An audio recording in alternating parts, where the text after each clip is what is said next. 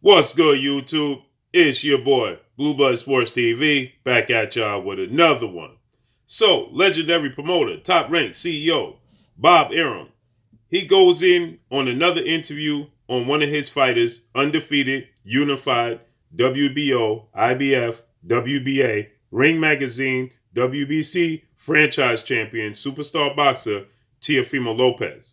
Teofimo Lopez is 16-0, 12 wins by way of knockout. He's 23 years of age. He last fought against Vasil High-Tech Lomachenko. That took place October of 2020. With that said, Teofimo Lopez stands at 5'8" with a 68-inch arm reach. Teofimo Lopez has been planning to face off against his mandatory challenger, okay, Australian undefeated title contender superstar lightweight boxer. That being George Kambosos Jr., okay? He's 19-0, 10 wins by way of knockout. He is 27 years of age. He stands at 5'9.5" with a 68-inch arm reach. Last time he fought against Lee Selby. That too was in October of 2020, in which he got a split decision victory over Lee Selby. With that said, Bob Arum exposes Teofimo Lopez once again. George Kambosos Jr. is the IBF mandatory challenger for Teofimo Lopez, and Teofimo Lopez has another fight that could have been made that would have been a big fight against undefeated WBC lightweight world champion superstar boxer Devin the Dream Haney, which would have been for official undisputed. With that said, Bob Arum, he let it be known that Teofimo Lopez went in the direction of George Kambosos Jr., and now Bob Arum lets it be known why he went in the direction of George Kambosos Jr. Now, we heard Teofimo Lopez Sr., trainer, father, and manager of Teofimo Lopez Jr., he stated that they could have made $10 million to fight George Kambosos Jr.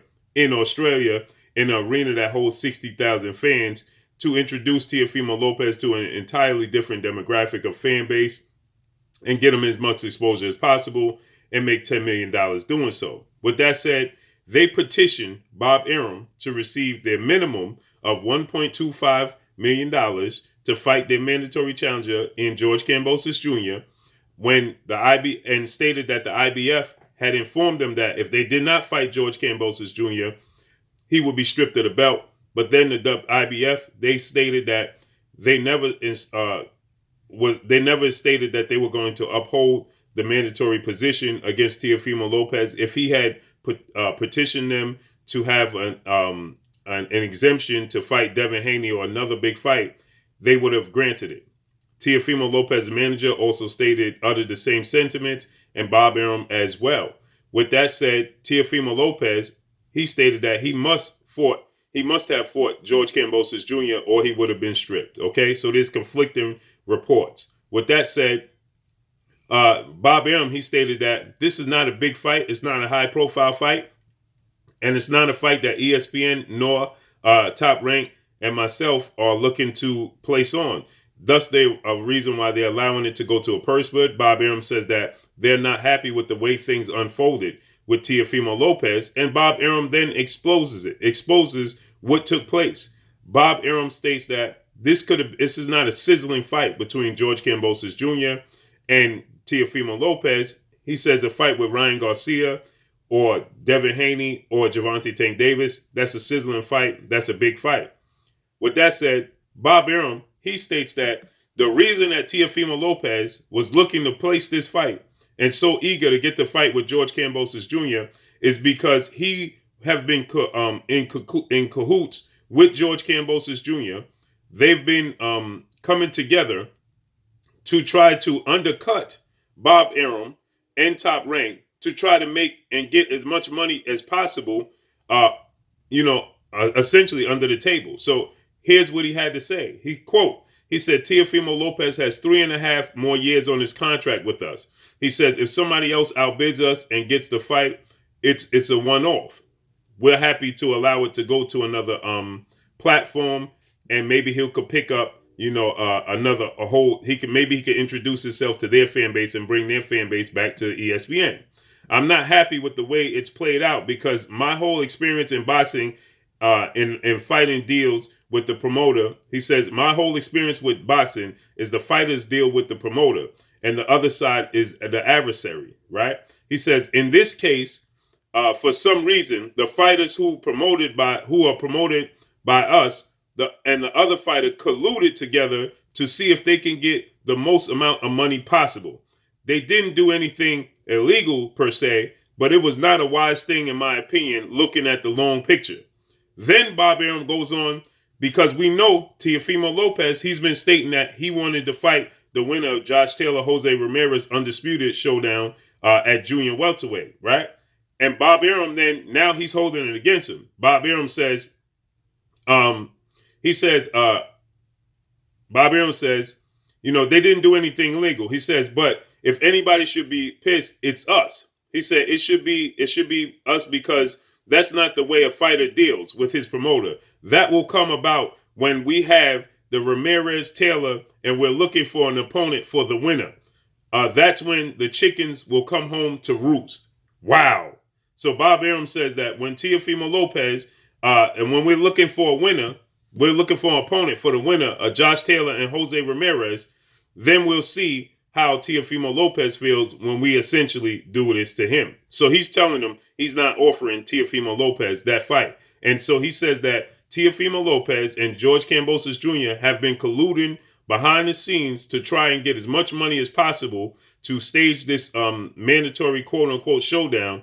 And he stated that, that this is not the way you do business. He says it's not illegal per se, because they were just discussing. But now Top Rank and Bob Arum has found out that Teofimo Lopez has been colluded with George Kambosos Jr. allegedly to try and get as much money as possible.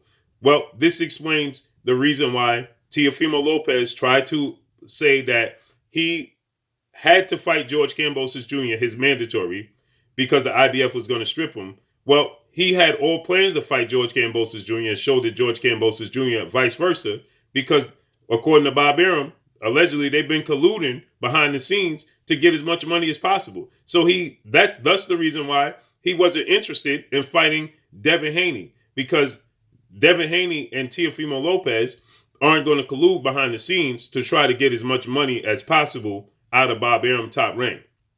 And so with that said, this just lets you know that Teofimo Lopez, he's essentially hesitant to fight Devin Haney, but this lets you know the type of business that they were trying to do. They stood to make $4 million to fight Devin Haney on DAZN, and they turned it down and petitioned Bob Arum for the 1.25 because they had plans to make money in another manner, allegedly, according to Bob Arum, and while they were in cahoots with each other, Teofimo Lopez and George Kambosos, that is, to stage their showdown. Well, that's the reason, that explains every reason why he never wanted to negotiate with Devin Haney, because he had to do everything essentially on the up and up when it comes to Devin Haney, and he was trying to get as much money as possible dealing with George Kambosos Jr., which is going to be viewed as a lighter touch fight. And most people, a lot of fans, they feel like Teofimo Lopez just simply wanted to hold on to the belt, and there's a strong possibility that he'll lose to Devin Haney. Well, I believe that he has some sort of relationship with George Kambosos Jr., and he feels like him and George Kambosos Jr. together can come together and make as much money as possible. And Bob Arum now is saying that now in the future, when we're looking for an opponent for Jose Ramirez and Josh Taylor winner, he's not going to be in consideration. He says now this is going to come back to bite him. He stated that, he said they didn't do anything wrong or illegal, but this is not how you handle business. And essentially, we'll see how this plays out in the long run when you're looking for bigger fights, because you assigned to us for another 3.5 years. That's huge, right? Unless Teofimo Lopez does what Floyd Mayweather and many other boxers did and buy his way out of the contract with Top Rank and Bob Arum. But I think that in this case, Bob Arum may be looking to hold on to Teofimo Lopez as long as possible, because Bob Arum feels wronged in the situation. We saw the negotiating to buy out his way out of a contract with 4-division world champion Mexican superstar boxer Mikey Garcia. It took 2 years because Bob Arum and Top Rank was putting up, a fight, essentially, right? And so I could see them doing the same thing when it comes to Teofimo Lopez. That's the reason why Bob Arum says that wasn't a smart move on their part. Well, there you have it. Teofimo Lopez was in cahoots from the beginning to fight George Kambosos Jr., and Devin Haney was never on the table. But that's all I got for y'all. Drop a comment in the comment section. Let me know what y'all think. Y'all already know what it is. It's your boy Blue, Blue Blood Sports TV. Hate, like, comment, and subscribe. If you haven't subscribed, hit the subscribe button, hit the like button, hit the bell icon to get all the new notification. Follow me on Instagram at Blue Blood Sports TV, all one word. Y'all already know what it is. Shout out to the entire LDBC. Shout out to New Media. Shout out to Black Media Row. Make sure you like and share these videos. That's all I got for y'all. Peace.